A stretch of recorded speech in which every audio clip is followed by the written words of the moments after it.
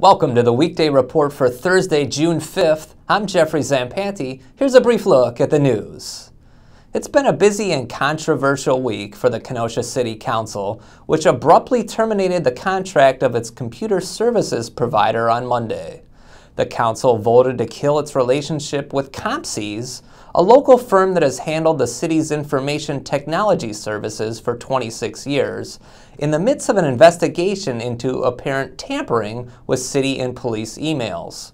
A criminal investigation involving allegations taken by city employee Meryl Tig Kirkman has been recommended by the Kenosha Police Department.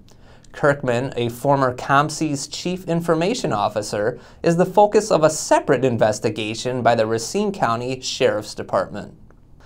A Silver Lake Fire Department engine and tanker should be back on the road shortly after the Village Board voted on Wednesday to replace outdated tires in an effort to get the vehicles back in service. Village trustee Roger Johnson said the fire engine and tanker will be serviced by the end of next week and be ready to roll.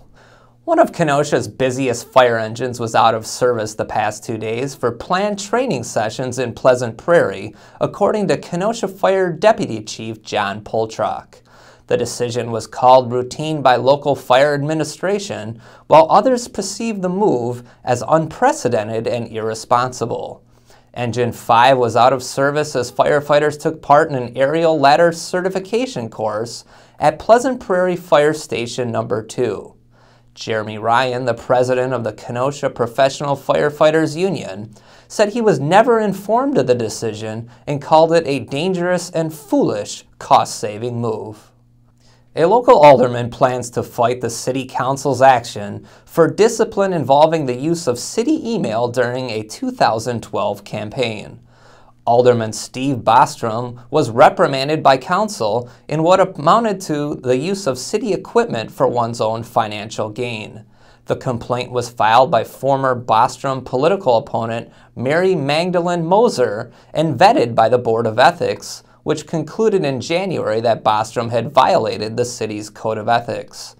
Bostrom called the decision unjust and plans to file his own ethics complaint or potential lawsuits. The St. Joseph baseball team ended its season with an 11-10 loss against Racine St. Catharines on Wednesday. Mike Johnson has the story. Despite a pair of hits from Myron Glass, the St. Joseph baseball team saw its season end Wednesday with a heartbreaking 11-10 loss to Racine St. Catharines in a WIA Division III regional semifinal at Carthage. Pete Schuler and Mike Singleton joined Glass with 2 hits apiece, but the Lancers were done in by Luke Ollie's walk-off double. St. Joseph finished its season with a 10-11 record. Mike Johnson, Kenosha News. What's trending today? Plenty of ideas were exchanged for future city planning at Foresight 2020, a community meeting co-sponsored by the Kenosha Area Business Alliance and the United Way of Kenosha on Wednesday.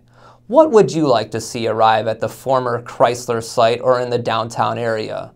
Chime in on the Kenosha News Facebook page. Up next are Brian Sharkey and Liz Snyder with some get-out entertainment ideas. Hi, I'm Brian Sharkey. And I'm Liz Snyder with your entertainment news, and this week it's all about live music. That's right, the Get Out section previews tons of places where you can catch live music all summer long. And best yet, it's all free.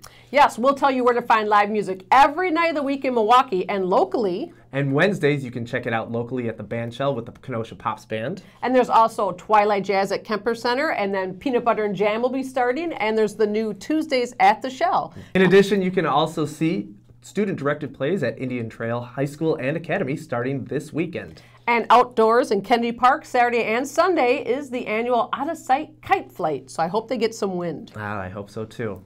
Big movies opening on the big screen include The Fault in Their Stars and Edge of Tomorrow starring Tom Cruise. For all these stories and much more, see Friday's Get Out Entertainment section. I'm Liz Snyder. I'm Brian Sharkey. Get out and have some fun.